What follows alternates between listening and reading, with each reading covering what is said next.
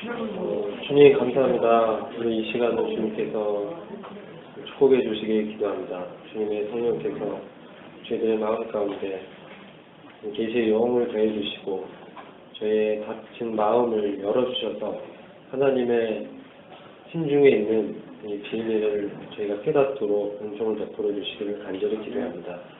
주님께서 저희들에게 날마다 참 인도해 주시고 또 주님과 함께 걸어가는 이 은혜가 얼마나 큰지를 저희가 더욱 깨닫고 감사를 드립니다. 주님의 은혜와 능력으로 저희가 주님을 섬길 수 있도록 은총을 베풀어 주시니 감사를 드립니다. 이 시간을 주님께 부탁하고 우리 주 예수 그리스도의 귀하신 이름으로 기도했습니다. 안녕하십니까? 딱 시간에 맞춰서 화면 준비가 됐습니다. 주님께 감사합니다. 지난번까지 저희가 그 영적 해방이라는 주제로 로마서 7장과 8장을 함께 교제를 했습니다. 이번 시간은 저희가 그때 다 다루지 못한 중요한 주제를 다루고자 합니다.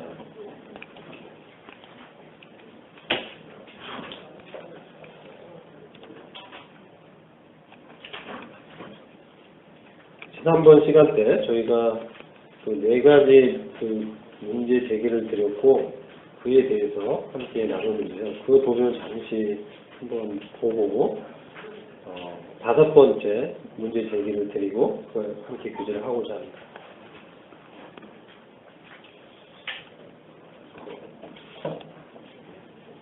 죄의 법에서 해방이라는 주제로 저희가 지난번에 교제했는데요.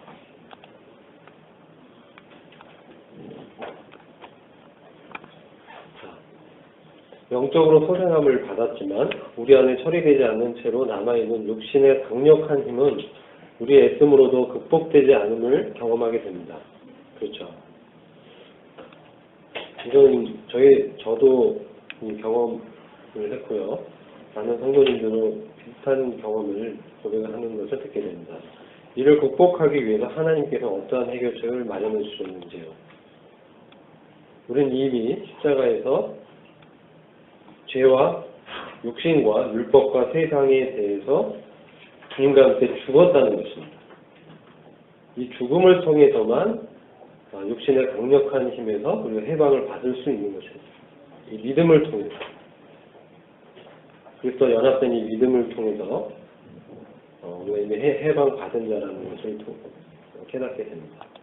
두 번째는 하나님께서 사도 바울의 삶을 통해서 죄와 율법으로부터의 해방이 실제적으로 삶에 나타나게 하신 비결은 무엇이었나요? 저희가 교제하는 내용이 성령 안에서 가능하다. 성령의 인도함을 통해서 실제적으로 삶에서 나타난다는 거죠. 주님의 충만한 은혜 가운데서 해방의 삶이 실제적으로 나타나고 저희의 연약한 가운데서 주님의 은혜가 더 온전해지고 주님과 함께 동행하는 삶이 실체화된다는 것을 교제했습니다. 내가 육신 안에서 발견했던 죄가 그리스도의 십자가를 통해서 이미 정죄를 받았다는 것입니다. 십자가에서 주님이 우리의 근본적인 죄성에 대해서 죄 자체가 되셔서 우리와 함께 심판을 받았기 때문에 우리는 이로부터 자유로울 수 있다는 것입니다.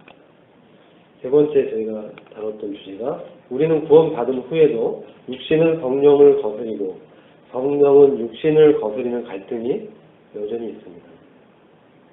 그렇죠. 근데 이러한 상태임에도 불구하고 우리로 하여금 이 땅에서 거룩함의 열매를 맺게 하시는 하나님의 방법은 무엇이나요? 우리가 이미 그리스도와 함께 양자가 됐다는 것입니다.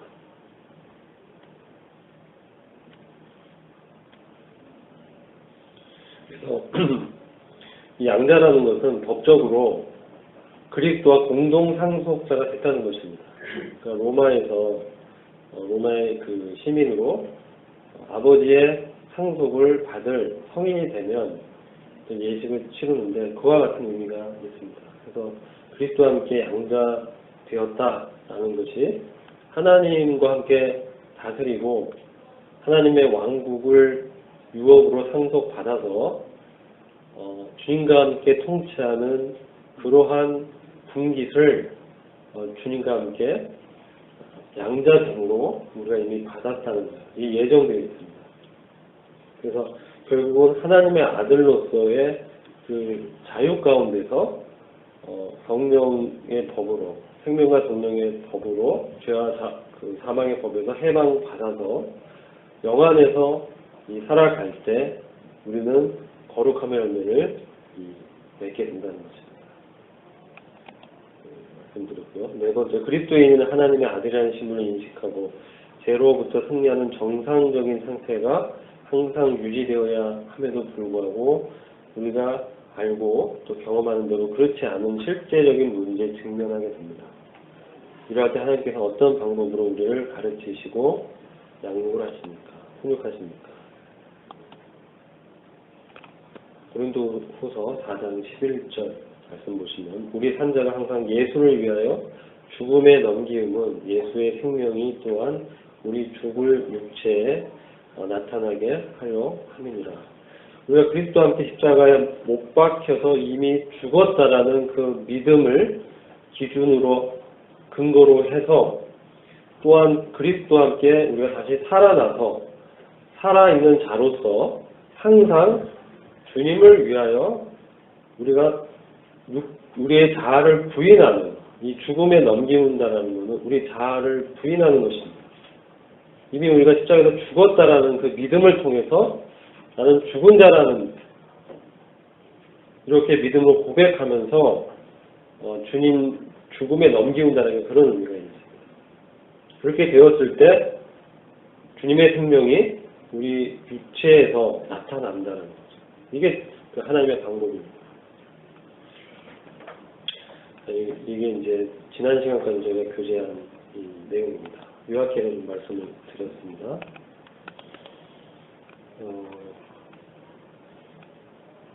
다섯 번째 이슈가 제가 이제 다시 제기를 하고자 합니다. 다섯 번째 문제를 제기를 하겠습니다.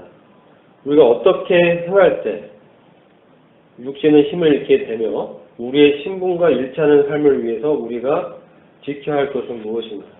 이게 굉장히 중요한 문제라고 생각을 합니다. 이 부분에 대해서 한번 후계자님들 각자의 경험도 있으리라 생각을 되고요. 이 교재에서 영적 해방이라는 주제로 말씀하고 있는 것은 우리는 믿음을 통해서 하늘에서 이 땅에 내려오신 떠 계신 주님을 먹는 것입니다. 이렇게 얘기하고 있습니다.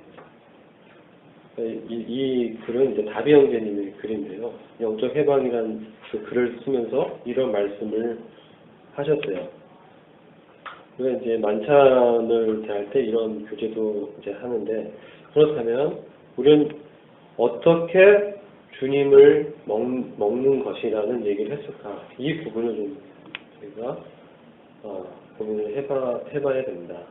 근데 믿음을 통해서 그럴 수 있다는 것입니다. 믿음을 통해서 하늘에서 이 땅에 내려오신 떡이신 주님을 먹는 것입니다. 이 말씀은 사실 일반적인 사람이 들었을 때 이해하기 어려울 거예요. 그렇죠? 어떻게 주님을 먹는다라고 얘기할 수 있습니까? 그래서 많은 유대인들이 주님이 이런 규제하셨을 때 요한복음 6장을 보시면 잘 아시겠지만 주님을 떠났습니다. 이 말씀은 받기 어렵도다. 그래서 많은 이제 사람들이 떠나고 이제 제자들이 남게 되는데 너희도 나를 떠나려 하느냐? 영생의 말씀이 주께 있사오니 우리가 어디로 가겠나이까? 이렇게 고백하죠. 그래서 주님이 우리 영생의 말씀이라는 것을 보게 됩니다. 그래서 영생은 참 유일하신 참 하나님과 그 보내신 아들 우리 예수 그리스도를 아는 것이라고 얘기하고 있습니다. 그래서 주님은 태초에 하나님과 함께 말씀으로 천지를 창조하셨습니다. 태초에 말씀이 계시니라 이 말씀이 하나님과 함께 하셨으니 이 말씀은 곧 하나님이시니라. 그래서 주님이 바로 하나님이십니다. 두 번째, 아들 하나님이신데, 그렇다면 이 부분을 어떻게 이해를 해야 될까? 저도 이 말씀을 갖고 굉장히 고민이 됐습니다. 이 말씀이 참 깊이 있는 말씀인데, 주님을 어떻게 우리가 먹을 수 있을까? 이 말씀 도대체 무슨 말일까? 주님이 요한복음 6장에서 말씀하고자 하는 그런 게 어떤 것일까? 요한복음 6장을 함께 살펴보고자 합니다. 요한복음 6장 말씀을 잠시 같이 보시겠습니다.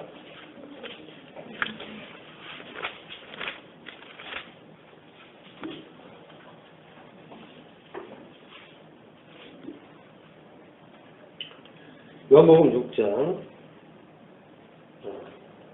51절 말씀을 보시면, 전 함정역 번역이야, 개혁성경하고 번역이 좀 다름을 이해해 주시기 바랍니다. 함정역에도 여러 가지 번역이 있습니다. 나는 하늘에서 내려온 살아있는 빵이니 누구든지 이 빵을 먹으면 영원히 살리라. 떡 대신 이제 빵이라고, 함정역은 번역을 브레드라고 하고 있습니다. 빵이라고 하고 있는데, 이 빵을 먹으면 영원히 살리라. 또 내가 줄 이 빵은 이 세상의 생명을 위하여 줄 나의 살이라고 하시니라.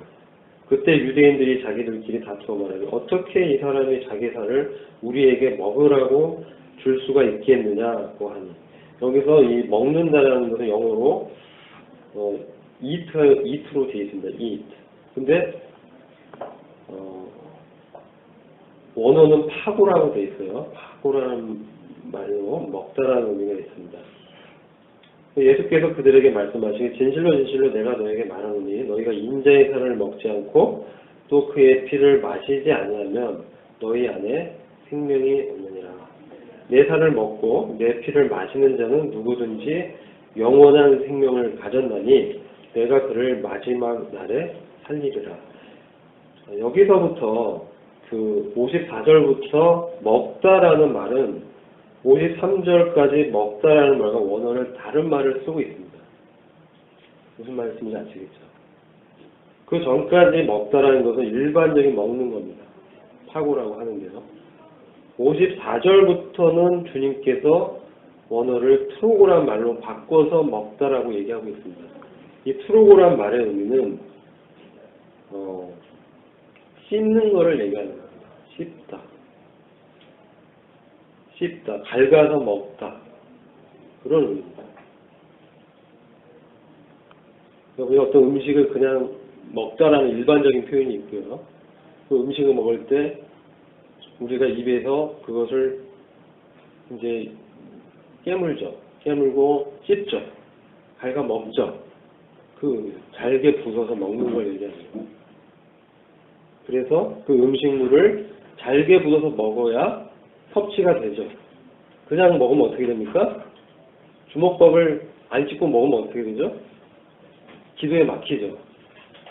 근데 이렇게 씹고 섭취를 위한 과정이죠. 그리고 그런 의미의 이제 동사를 쓰셨어요. 내 피를 마시는 자는 누구든지 영원한 생명을 가졌나니 내가 그를 마지막 날에 살리리라. 그리고 이는 내 살은 참된 양식이요 내 피는 참된 음료이니라. 내 살을 먹고 내 피를 마시는 자는, 그 다음에 주님이 이렇게 말씀하십니다. 내 안에 거하며 나도 그 사람 안에 거하느니라. 그리스도와 연합을 또 말씀하십니다. 그리고 57절에 살아계신 아버지께서 나를 보내셨고 내가 아버지로 말미암아 사는 것 같이 나를 먹는 그 사람 역시 나로 말미암아 살리라. 이것은 하늘에서 내려온 빵이라. 너희 조상이 만나를 먹고 죽은 것 그렇게 아니하니 이 빵을 먹는 자는 영원히 살리라고 하시니라. 자, 이렇게까지 58절까지 저희가 봤습니다. 그리고 35절 말씀을 좀 거슬러 올라가서 보겠습니다. 35절 말씀 보시면 그 전에 이제 그 30절부터 29절부터 보시면 하나님의 일에 대해서 주님이 말씀합니다. 29절 보시면 예수께서 대답하여 그들에게 말씀하시길 이것이 하나님의 일이니 그분이 보내신 일을 너희가 믿는 것이라고 하시니라. 우리가 생각하는 하나님의 일하고 주님이 말씀하는 하나님의 일이 다르죠.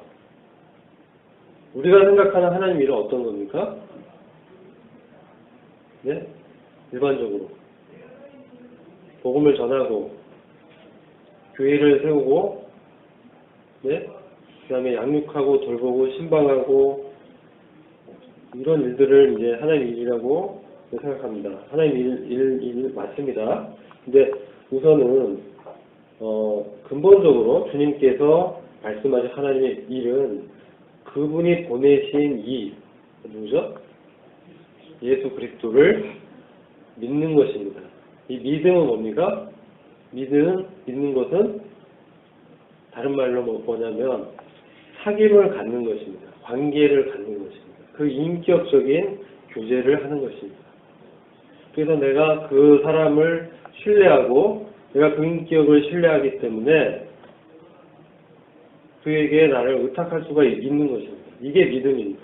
믿음. 그래서 그분이 보내신 이 예수 그리스도가 그 예수 그리스도께 나를 의탁하고 이렇게 하기 위해서는 한 믿는 관계, 깊은 사귐 가운데 들어가야 되는 거죠. 이렇게 말씀하시고 그 다음에 어떤 말씀하시는지 믿음에 대해서 제가 이 말씀 드리는 거는 주님을 먹는다는 의미에 대해서 어떤 의미인지 좀 성경적으로 같이 보고 싶어서 말씀드리는 겁니다.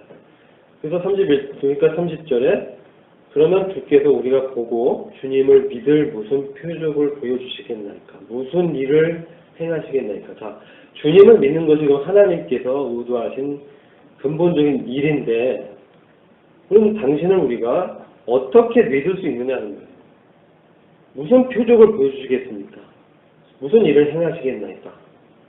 그러니까 주님이 31절에 주께서 하늘로부터 그들에게 빵을 주시어 먹게 하십시다 라고 기록된 바와 같이 이건 이제 출애굽기에 나오는 광야에서 만나를 먹었다는 말씀입니다. 우리 조상은 광야에서 만나를 먹었나이다 라고 하니 그때 예수께서 그들에게 말씀하시기를 진실로 진실로 내가 너희에게 말하노니 모세가 하늘에서 그 빵을 내려 너희에게 준 것이 아니라 나의 아버지께서 하늘에서 참된 빵을 내려 너희에게 주시나니 이는 이 하나님의 빵은 하늘에서 내려와 세상에 생명을 주는 분이기 때문이라고 하시니라.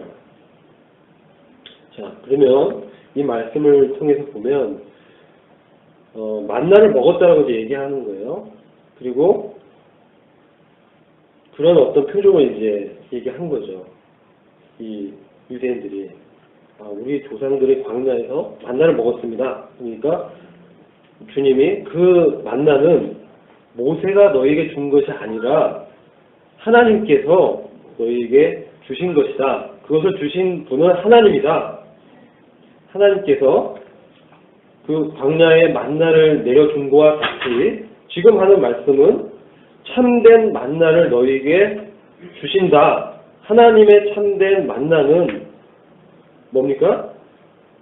만나는 먹는 거잖아요. 하나님의 이 떡은, 하나님의 빵은 사람이라고 얘기하거든요. 하늘에서 내려와 세상에 생명을 주는 그런 주님이다. 이게 누구냐 하면 우리가 잘 아는 예수님이죠. 즉 하늘에서 내려온 그 만나는 바로 우리 주님께서 세상에 영생을 주시기 위해서 내려온 그 만나라는 거예요. 우리 주님이 바로 그 광야에서 유대인들이 출애굽해서 광야 가운데 생활하면서 먹었던 그 만나는 하늘에서 내려왔죠. 근데 그것은 우리 주님을 예표하는 거라는 거예요. 이 만나를 통해서 그들이 무엇을 깨닫도록 이 만나를 내리셨느냐? 이 말씀은 신명기 8장에 나옵니다. 신명기 8장에. 그 신명기 8장을 다시 보겠습니다.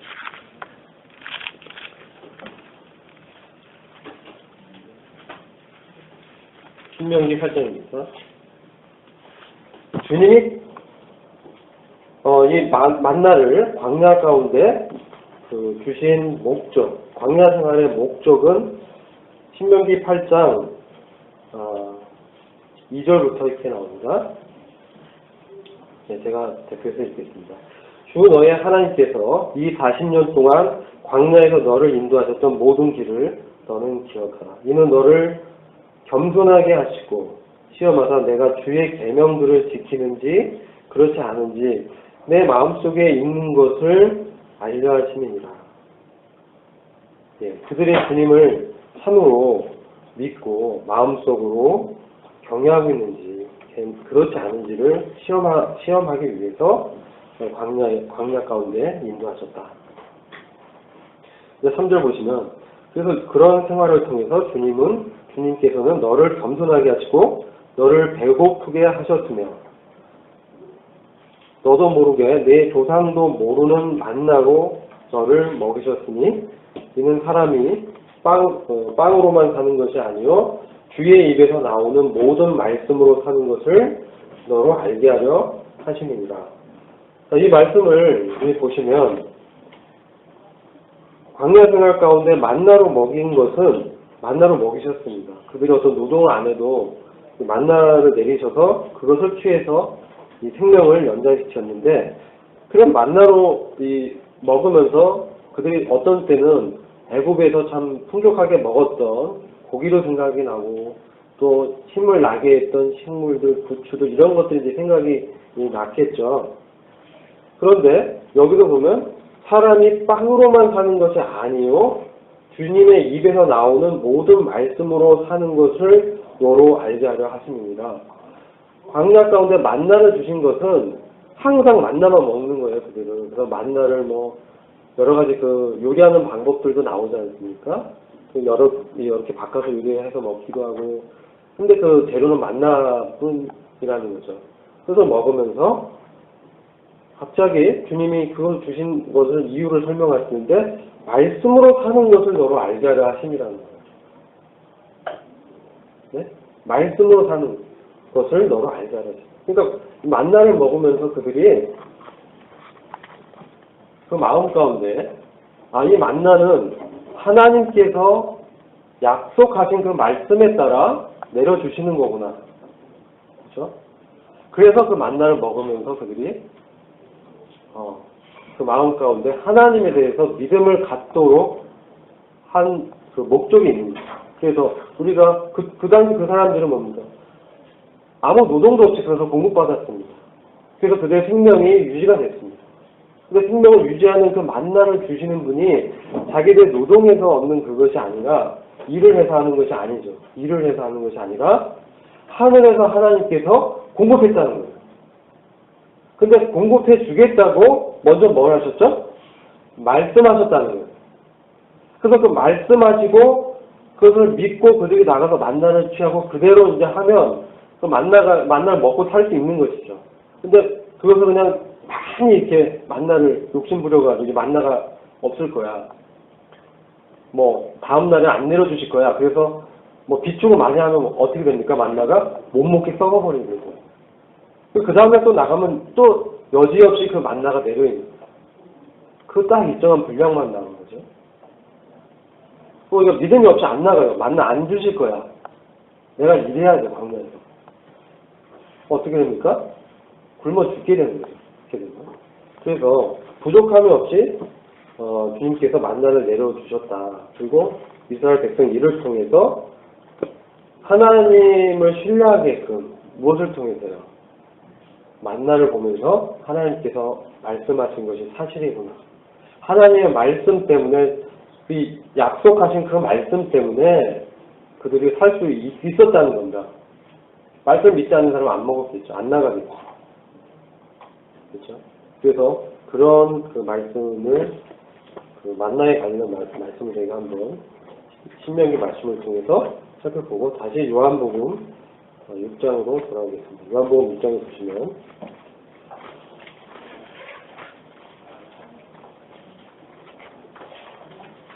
그래서 그 말씀을 하시면서 진정한 하늘에서 나온 참된 떡은, 참된 빵은, 참된 만나는 만나를 통해서 생명을 이렇게 유지하고 살아갈 수가 있었는데 그것은 사실은 만나가 보여주고자 했던 것은 바로 세상에 생명을 주기 위해서 오신 예수 그리스도를 예표한다는 것. 그래서 세상에 생명을 주는 분인 예수 그리스도가 바로 참된 하나님의 빵이다. 이것을 취해야 된다. 어떻게 취합니까? 그 다음에 보시면 쭉 나오는데 말씀 보면 주님 또 말씀을 하고 있습니다. 그러니까 이 세상에 생명을 주는 분이기 때문이라 이게 바로 하나님의 빵이다. 그렇게 말씀하셨어요. 아직까지 유대인들은 이 빵이 누군지 모르는 거예요. 그러니까 그 다음에 그 34절 보시면 그들이 주께 말씀드리기를 주여 이 빵을 우리에게 항상 주소서. 아직 이해를 다 못했어요. 주님 하신 말씀을. 이 빵을 아무튼 항상 우리에게 주십시오. 라고 요청합니다. 근데 35절에 이 빵이 누구냐는 것을 밝히십니다. 주님이. 내가 생명의 빵이다. 내가 바로 생명의 참된 빵이다. 내게 오는 자는 결코 배고프지 아니하며 또 나를 믿는 자는 어느 때나 결코 목마르지 아니하리라. 즉 생명의 빵인 이 만나를 그 참된 만나신 주님을 먹는 것은 주님을 취하는 것은 주님께 나아가야 됩니다. 내게 오는 자는 결코 배고프지 않는다. 그 다음에 뭡니까? 나를 믿는 자는 어느 때나 목마르지 않는다. 주님께 나아가서 주님을 믿는 것입니다. 이게 주님을 취하는 겁니다. 그래서 이제 결국은 주님을 먹고 주님의 피를 마신다는 의미는 참된 믿음의 대상이신 우리 주님이 바로 영생을 공급하시고 생명을 주시는 그런 분이라는 것이죠. 그래서 주님이 이렇게 말씀을 하셨고, 그래서 우리가 어떻게 다시 이제 문제로 돌아오면 이 문제를 풀기 위해서 제가 배경을 설명을 드린 것입니다. 어떻게 행할 때 육신의 힘을 잃게 되며 우리의 신분과 일치하는 삶을 위하여 우리가 지켜야 할 것은 무엇인가요? 그래서 제가 말씀드린 게 우리는 믿음을 통해서만 주님과 관계를 맺을 수 있는 거예요. 근데 주님이 어떤 분이라는 것을 믿느냐는 이게 중요하죠. 주님이 이 세상에 그냥 온 선지자다. 주님이 그냥 뛰어난 기적을 행하는 그러한 예언자고 또 주님이 보내신 그런 사람이다. 이런 어떤 사람에 대한 믿음이 아니라 주님이 살아계신 하나님께서 보내신 하나님의 아들이다. 믿음입니다. 그것을 믿는 것입니다. 그래서 그분이 어떤 분인 걸 알 때 그것이 영생의 관계가 이제 비로소 시작되는 것이에요. 이 영생이라는 것은 하나님과의 관계입니다. 그러니까 창세기에서 아담과 하와가 범죄했을 때 그들이 사망이 이제 임하게 되는데 처음 먼저 어떻게 됩니까? 하나님과의 영생의 관계가 끊어집니다. 그게 죽음입니다. 그래서 에베소서 2장에서 이방인들에서 대해서 사도 바울이 너희가 허물과 죄로 죽어 있었다라고 얘기하는 육체는 살아 있었어요. 근데 사실상 죽어 있었다. 어떤 게 죽었다는 얘기예요? 영이 죽어 있었다라는 거죠. 그들의 영이 하나님과의 관계를 맺는 영생의 관계가 단절돼 있었다. 그래서 그들은 육체로 사는 겁니다. 자기의 그 지식과 자기의 감정과 자기 의지로 사는 거예요. 근데 이것은 결국은 영생이 아니죠. 그냥 살아있다고 하냐, 그건 참 삶이 아닙니다. 왜냐하면 하나님 편에서의 생명과 영생은 영원한 거잖아요. 근데 우리가 봤을 때 우리가 살아있다고 지금 얘기합니다. 그러나 우리는 결국 우리 육체는 그냥 있으면 나이가 들면서 죽죠. 안 죽는 사람은 없습니다. 근데 그건 성도의 죽음과 일반 그 성도가 아닌 분들의 죽음은 차이가 있습니다. 성도가 죽는 것은 주님이 성경에서 죽었다라고 직접적으로 말씀 안 하시고 잠잔다라고 합니다. 왜 그렇습니까? 하나님 편에서 그들은 그 육체가 잠자고 있는 거예요. 육체가. 그리고 그들이 부활을 했을 때 그들의 육체가 그리스도의 몸과 같은 몸으로 다시 만들어지는 거예요. 그래서 성경에서 부활은 어떤 겁니까? 육체의 부활을 말씀하는 거예요. 그리고 영적인 거듭남도 있습니다. 근데 궁극적으로는 그들이 죽지 않는 정말로 이 몸까지도 그리스도와 같이 영원히 사는 그런 몸을 입게 되는 거. 그리고 이 육신의 죄를 벗어버리는, 완전히 떠나서 죄가 존재하지 않는 주님과 같은 몸으로 변화되는, 그것이 바로 우리의 구원의 궁극적인 것을 이렇게 말씀하고 있는 거예요. 몸의 구속까지 얘기하는 거죠. 미래적인 구원을. 근데 이것이 어떻게 가능하냐? 그것이 바로 주님과 이런 믿음을 통해서 주님과 관계를 갖고 주님과 사귐을 가지면서 비로소 시작됐다는 거예요. 이게 주님을 먹는 것입니다. 주님과 관계를 갖고 주님으로부터 말씀을 받아서 그렇게 살아가는 거예요. 그래서 우리가 사는 이 삶이 하나님과의 관계가 맺어 있는 것이 하나님의 관점에서의 정말 삶입니다. 생명입니다. 하나님과 관계가 없이 사는 것은 하나님 편에서 죽어 있는 거예요. 무슨 말씀인지 이해가 되시죠? 그래서 하나님과 관계를 맺는 것은 믿음뿐이 없는 겁니다. 믿음이라는 통로를 통해서 주님과 사귐을 가지면서 하나님의 생명이 바로 사람에게 다시 들어오는 거예요. 그래서 우리가 이 빌립보서 1장 21절에 뭐라고 하고 있냐면 내 안에 사시는 이는 누구라고 얘기하고 있죠? 그리스도라고 얘기하고 있습니다. 그런데 그래서 우리는 이 부분을 좀 명확하게 제가 해드리고요.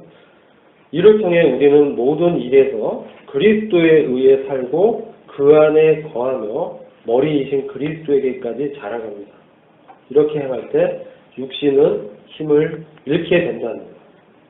육신은 여전히 존재하고 있지만 우리 마음은 육신의 지배를 받지 않게 된다는 거예요.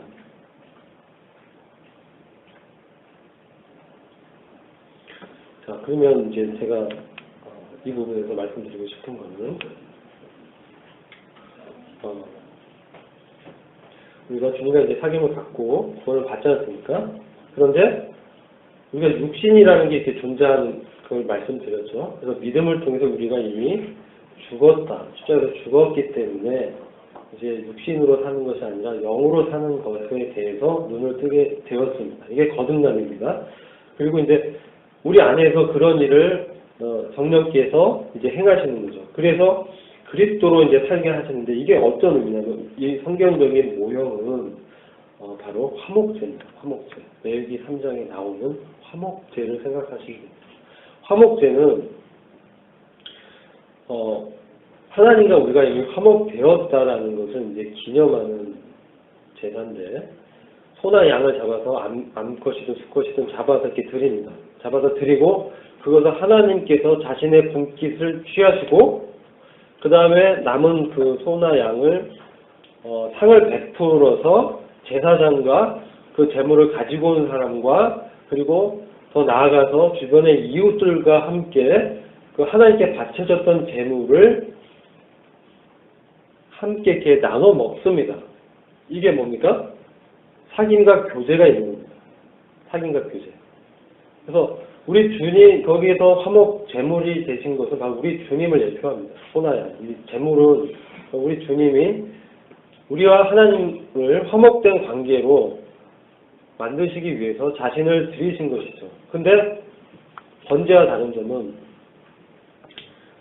이제 그것을 드려진 그 제물을 이제 사람들이 먹을 수 있도록 주님이 상을 베푸시는 거예요. 그리고 화목제의 주인은 뭡니까? 이 잔치의 주인은 누가 베풀었습니까? 상을? 하나님께서 베푸신 거예요. 이건 어디에 연결되냐? 우리 주님의 만찬과 연결이 됩니다. 그래서 우리가 오전에 주님의 만찬을 하지 않습니까? 그 만찬을 베푸신 게 누구십니까? 주님이십니다. 하나님이십니다. 아버지가 이렇게 베풀어 주셨어요. 그래서 우리가 보는 이 떡, 그 다음에 잔이 있습니다. 우리 주님의 살가 필요하고 하잖아요. 그러면 여기서 화목제로 이렇게 드려지는 것을 우리가 보면 이게 바로 성도의 삶이 어떤 것인지를 이제 좀 이해가 하게 되는데 거기서 이 짐승의 가슴살을 드립니다.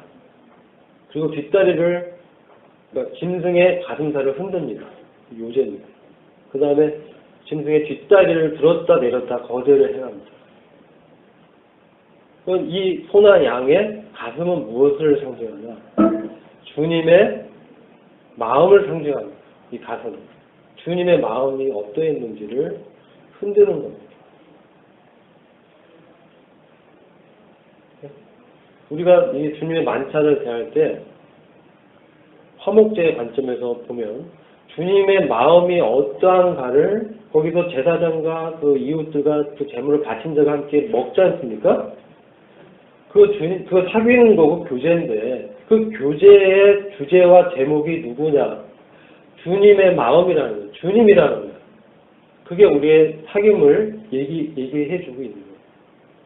그 다음에 뒷다리를 들었다 내렸다 합니다. 이거는 뒷다리는 짐승이 버티는 힘을 상징합니다. 힘.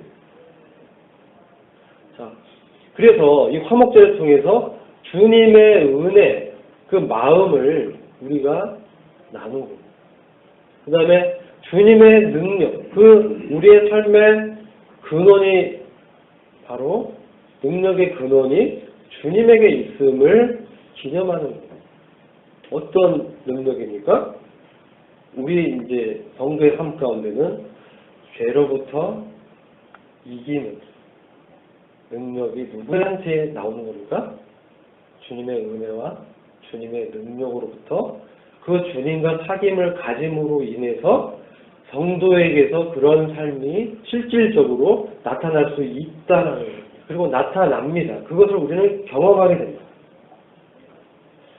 그것이 바로 우리는 모든 일에서입니다. 모든 일에서 그리스도에 의해 살고 그 안에 거하며 그리스도에 산다라는 것은 그리스도께서 우리의 삶에 생명을 공급하는 분이라는 우리의 생명이라는 주님이 결국은 생명은 뭐라고 제가 정의드렸습니까? 하나님과의 관계가 맺어진 관계라고 했지 않습니까? 하나님과 교통하는 겁니다. 그게 참된 생명입니다. 그래서 그 생명이 주님으로 인해서 우리 안에 있다라는 거예요. 그리고 주님이 우리 안에 생명으로 사신다라고 해요. 그래서 내 안에 그리스도께서 사신다라고 바울이 얘기한 겁니다. 그런데 그래서 그 주님의 우리가 주님의 은혜와 주님의 그 능력을 기념하고 그것을 우리의 모든 일에서 우리가 예배 드릴 때만 하는 게 아닙니다. 우리의 죄의 문제 이가 해결된 그 부분을 우리가 기념하고 드릴 수 있는데 모든 일에서 주님으로 인해서 사는 것을 얘기하는 거예요.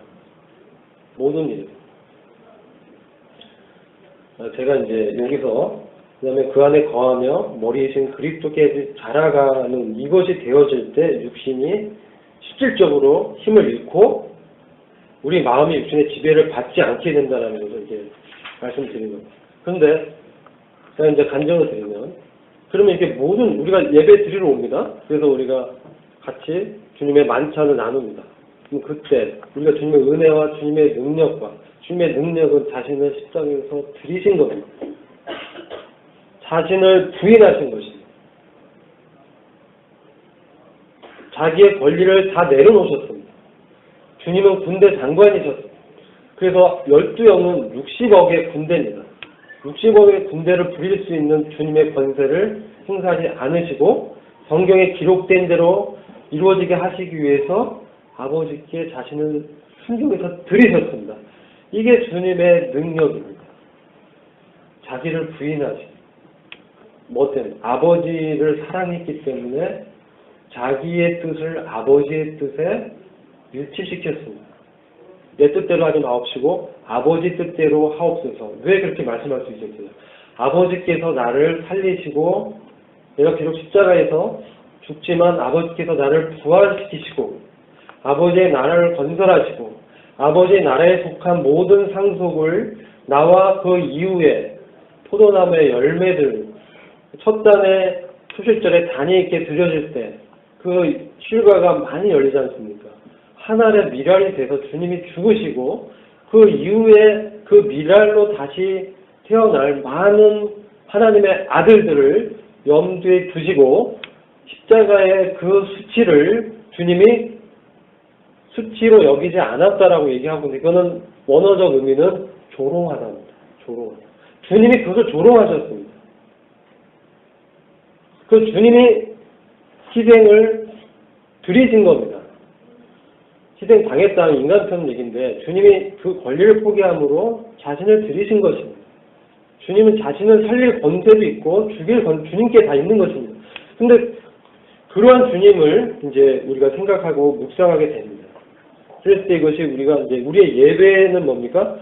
공적으로 우리가 만찬을 드리는 예배를 드리지만 삶 가운데 우리의 몸이 주님을 기뻐하시는 산제사로 드려지는 예배가 있습니다. 이때 주님으로 이제 우리가 산다는 건 뭐냐면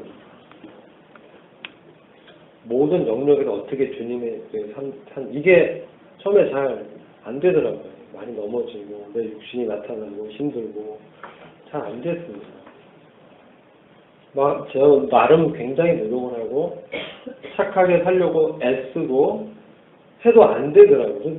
그런 나중에 이제 주님이 깨닫게 하시는 것은 너가 착하게 살 수 없다. 그걸 깨닫게 하셨다. 너의 힘으로만 안 된다. 누구의 힘이 됩니까? 주님의 능력, 성령의 역사심으로만 죄를 이기는 삶이 나타난다. 죄는 이제 자기 생각대로 사는 게 죄입니다.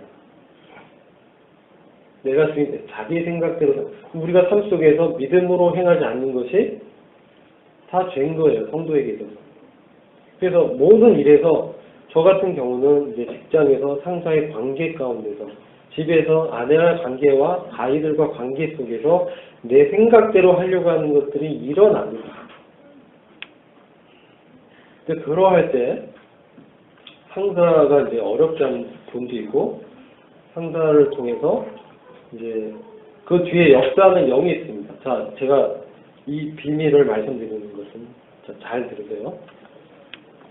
우리는 거듭난 사람만이 하나님 앞에 살아 있습니다. 그러면 세상 사람들은 거듭나지 않았죠. 그들은 하나님 편에서 살아 있습니까? 죽어 있습니까? 죽어 있죠. 근데 그는 행동하죠. 행하죠. 그 뒤에 누구의 영이 있습니까? 세상 권세 잡은 공중 권세 잡은 사단의 영이 있습니다. 그들은 그것을 알거나 모르거나 누구의 지배 아래에 있습니까? 사단의 지배하에 있어요. 그래서 근데 이 사단의 영과 그 권세는 세상 사람들에게만 역사하는 게 아니라 누구한테도 역사해요? 믿는 자한테도 뒤에서 역사합니다. 어떻게 할 수 있습니까? 베드로가 주님의 십자가의 죽음을 얘기했을 때 주여 그러하지 마옵소서. 이건 주님 책망한 겁니다. 그때 사단아 내 뒤에서 물러나라. 주님 딱 지적하십니다. 그게 죄고 사단의 역사를 보신 거예요. 자기 뜻대로 자기 생각할 때는 베드로 생각으로는 그게 영광이 아닙니다. 주님이 통치해야 되는데 왜 주님 죽어야 됩니까? 우리 그동안 그걸 믿고 따라갔는데. 주님이 이따 가서 보여주시는 것은 요나의 수족밖에 없다라고 하셨어요. 그래서 이 세상의 모든 일에서 그게 일어난다는 겁니다. 이 영적인 전쟁 가운데 우리가 항상 전면에 서 있습니다. 상사를 통해서 누가 도전하는 겁니까? 아내를 통해서 누가 아내 이제 믿는 자에게도 역사할 때가 있어요. 그리고 믿지 않는 자는 더 강력하게 역사합니다. 누굴 어렵게 합니까? 내 안에 내가 주님의 뜻대로 사는 것을 못 살게 하는 거예요. 그렇게 못 살고. 그렇게 하면 육신이 이게 격동됩니다. 막 분노가 일어납니다. 자존심이 막 찔러집니다. 못 참는 거예요. 그 순간 이제 다혈질인 분은 욱 하면서 튀어나옵니다. 자기 뜻대로 막 튀어나와요. 근데 또 뭐 담즙질인 분은, 기술적으로 못하는 분은 막 억누르면서 뒤에서 막 합니다. 똑같죠. 앞에서 못하는 거. 기질의 차이 때문에. 근데 이게 육신입니다. 근데 육신이 이렇게 일어날 때 이게 영적 전쟁이라는 걸 인식해야 됩니다. 이게 사단이 방해하는 거예요. 사단이 그 뒤에서 역사하는 거예요. 그럼 그리스도에서 산다는 것은 육신이 일어날 때 내가 이 육신에 대해서 이미 죽었다라고 믿음을 다시 내가 믿는 거예요. 다시 그 믿음은 항상 한 번 믿는 게 아닙니다. 날마다 그런 전쟁 가운데 있기 때문에 그것을 붙드는 믿음, 그 안에 성령께서 그것을 기억나게 합니다. 근데요, 이런 유혹과 시험의 덫이 우리가 항상 경험하는데 항상 우리가 경계하고 기도할 필요가 있다는 거예요. 이 과정에서. 왜 그렇습니까? 이게 영적 전쟁이기 때문에 그렇습니다. 그래서 항상 경계하고 기도하지 않으면 우리는 쉽게 유혹에 빠지고 넘어집니다. 그래서 이 육신이 그냥 튀어나오게 됩니다. 근데 우리가 이런 걸 당하고요. 저도 많이 당했어요. 많이 당하고 부글부글 끓고요. 잠도 못 자고. 근데 그렇게 일으키는 게 누구라고요? 네? 사단. 자, 여기서 로마서 7장에서 저희에게 보여주는 것은 내 안에 거하는 악이 있음을 보여줍니다. 근데 나는 선하게 살고 싶어요.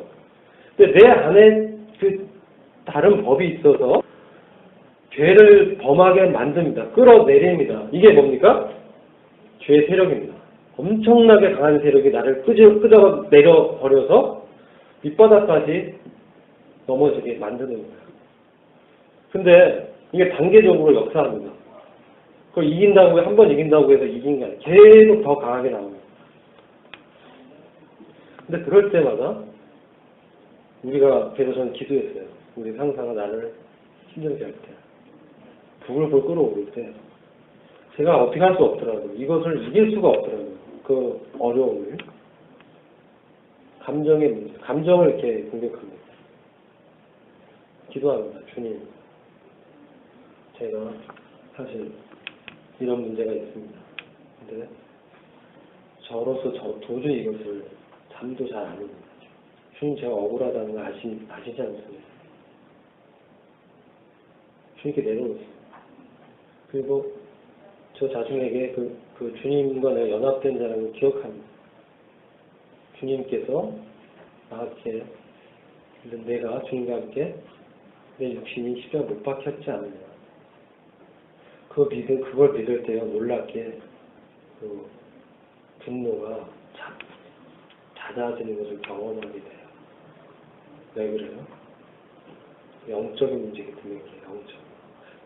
실제로 사단의 영이 이미 자기가 죽었다는 걸 우리가 믿을 때 거기서 약화되고 더 이상 어쩔 수 없는 거예요, 성도는. 근데 계속 공격합니다. 으르렁거리면 힘들게 합니다. 생각을 들고. 그리고 기도합니다. 저가 이제 어떤 때는 두렵습니다. 사람을 대하는 게요. 염려가 됩니다. 내가 잘할 수 있을까? 항상 그 영역에서 항상 새로운 부분들이 일어납니다. 근데 지혜가 없습니다. 주님, 제가 지혜가 없습니다. 어리석고 우둔하고 미련합니다. 주님께 지혜를 구합니다. 왜 구합니까? 하나님의 영광은요, 내 안에서 주님이 높아지고 주님의 생명이 나타날 때 누가 영광 받습니까? 하나님이 영광을 받는 거예요, 그 순간에. 근데 그것은 철저하게 내가 육신에 이길 수 없는 연약한 자라는 것을 고백하고 그것을 깊이 인식해야 됩니다. 그래서 많은 실패를 이렇게 경험하게 되는 거예요. 저는 그랬어요. 제 경험은. 그래서 이것을 나눌 때 육신이 없으면 이런 일이 없죠. 근데 육신이 나한테 이끌어요. 그래서 악을 행하는데 로마 7장 이거 가르쳐주는 바를 말씀하려다가 이거 설명했는데 그 악이 내가 아니라는 거예요. 범죄했을 때. 누구라고요? 죄라는 거예요. 그래서 그 악이 일어날 때 우리가 분별을 하게 되는 겁니다. 자동에서 로봇 하네요. 마치라는 얘기는 자동에서 뭐 혼자 전원을 끄고 있는데 아무튼 이거 신경 쓰지 마시고 자 아멘 빨리 끝내자는 말씀입니다. 이 말씀을 제가 말씀을 드리려고 합니다. 이게 실제로 내적인 영적 전쟁입니다. 영적 전쟁에서 깨어서 기도하지 않으면 처음에 몇 번은 우리가 이길 수 있는데요. 지속적으로 그런 전쟁에서는 이길 수가 없습니다. 깨어 경계하면서 왜요? 주님도 기도했잖아요. 주님이 왜 기도하십니까? 하나님이. 정말 하나님과 항상 화경을 갖고 하늘에 있는 하나님의 말씀을 받아서 얘기하는 분인데 왜 기도를 주님 하셨겠어요? 우리는 더 약한 자지 않습니까? 근데 많은 경우에 기도하지 않고 자기 어떤 힘으로 해결하려고 합니다. 제가 그랬습니다. 기도하는데 진정되지 않아요. 그러니까 나의 진정성이 안 나타나요. 그래서 주님은 그 진정성이 나타나기까지 기다리십니다. 어떻게 해요? 더 실패를 경험합니다.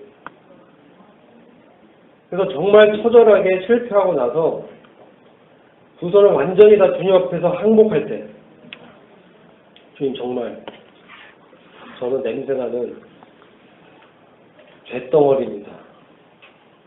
저는 정말 벌레 구더기 같은 존재입니다. 저로서는 정말 이게 힘이 없는 자입니다. 저는 정말 가능성이 0.1%도 없습니다. 저 그 가능성이 있는 줄 알았어요. 그때는 버팁니다. 어떻게 할 때 되기도 합니다. 근데 이제 제 안에 그러한 감정이 해결이 안 됩니다. 분노의 감정, 어려운 감정 이런 거 해결 안 됩니다. 그것은 주님의 앞에서 정말 내가 철저하게 연약한 자라는 것을 주님 앞에 고백하고 내려놓고 그 부분을 주님께 정말 이렇게 기도하고 주님의 긍휼하심을 구할 때 주님께서 그걸 해결해 주십니다. 그래서 그것이 제가 이제 모든 일이라고 얘기한 것은 모든 영역에서 이 일이 나타나게 돼 있습니다. 그리스도의 삶은 이게 우연이 없습니다. 모든 상황과 이런 걸 통해서 주님이 역사하셔서 그의 삶 가운데서 주님이 높아지고 그 안에서 그가 지고 넘어지지만 주님이 승리하는 그게 영광입니다. 주님의 임재가 나타나는 그거. 그래서 기도할 때 어떤 일이 나타납니까? 기도할 때 어떤 일이 나타납니까? 상사가 생글생글 웃게 됩니다. 안 믿으시죠? 아멘입니다. 실제로 그렇게 주님이 역사하십니다. 그리고 제 마음이 그런 마음이 없어져 있는 것을 보게 됩니다. 제 분노와 이런 것들이 해결되어 있는 것을 발견하게 됩니다. 그리고 그분이 불쌍한 마음이 듭니다. 왜요? 아직 구원받지 못하고 구도자잖아요. 근데 너무 자기 의가 강하신 분. 기도합니다. 그래서 기도할 때 관계 속에서 이 관계 속에서 누가 주인입니까? 하나님이십니다. 그래서 하나님께서 그 관계를 통해서 우리를 주님을 닮도록 나타나는데 이게 나의 애씀으로 안 된다는 것을 먼저 알게 하십니다. 근데 이게 교묘하게 종교로 포장되어 있어요. 겹겹이. 그래서 계속 트라이 하는데, 해보려고 하는데, 어느 순간 되는데, 정말 주님이 절대 나의 어떤 의지와 나의 노력과 내가 아는 어떤 모든 수단을 통해서 어떻게 할 수 없는 상황으로 주님이 성도를 몰아가시고 그 안에서 질그릇이 깨지게 하십니다. 질그릇이 깨질 때 그 안에 뭐가 있습니까? 보화가 있습니다. 보화가 누구십니까? 주님 그리스도가 나타나십니다. 이게 육신이 힘을 잃고 우리 지배하지 못하게 하는 하나님의 말씀입니다. 근데 이게 한 번 이겼다 해서 되는 게 아니에요.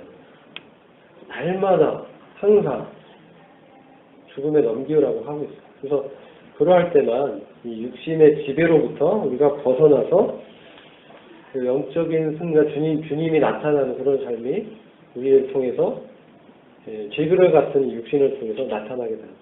그래서 다음에는 이 부분을 좀 더 실제적인 부분을 좀 더 다루도록 하겠습니다.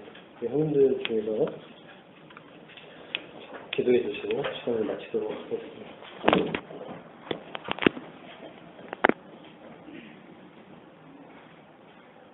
하나님 아버지, 믿음이 역시나 하나님을 기쁘게 하서 없다고 말씀을 했을 뿐만 아니라 하나님의 일은 오직 우리 주님을 믿는 하나님의 아들 되심을 믿는 그 믿음뿐이라고 말씀하신 것을 생각하게 됩니다. 그래서 이제 날마다 하나님의 말씀이신 그 만나를 먹고 나갈 수 있도록 성령께서 역사하시고 늘 저희들이 구약에 만나되는 그 말씀을 먹고 자랄 수 있도록 성령께서 역사하시기를 원합니다. 그래야 정말 저희들이 제 말씀에 의지하여